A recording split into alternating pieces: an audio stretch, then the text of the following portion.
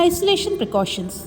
Special precautionary measures, practices, and procedures used in care of patients with contagious or communicable diseases by wearing non-porous articles such as gloves, gowns, goggles, and face masks. Purpose of isolation precautions are to prevent cross-contamination between patients and hospital personnel, to confine and contain any infectious disease agents, to confine and contain all blood and body fluids. Principles are wash hands prior to entering and exit rooms, careful disposal of contaminated materials, knowledge of disease and mode of transmission, protection of client and public during transport.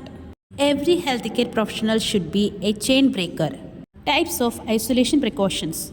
Center of Disease Control and Prevention distinguishing two types of isolation precautions: standard precautions and transmission based precautions. The transmission based precautions consisting of airborne precautions, droplet precautions, and contact precautions.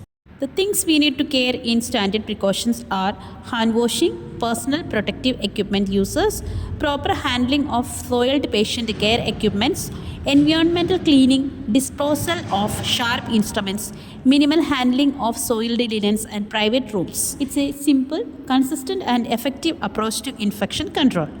The new elements of standard precautions are respiratory hygiene, safe injection practice, and use of mask. Second one is transmission based precautions.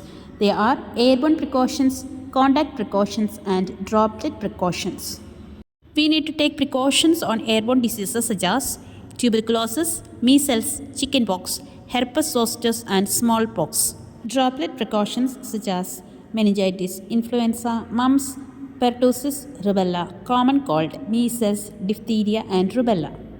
In contact precautions such as hepatitis A, antibiotic resistant bacteria, scabies, impetigo, lice, etc. In addition to the standard precautions, we can stop the visitors, use hand sanitizers, wash hands regularly and safely, use of mask, perform fit health checkup. As with all infection control measures, isolation precautions are designed to prevent the spread of infection from one person to another. The responsibility for the practice of infection control lies not only in the hands of every healthcare workers but also with all of us.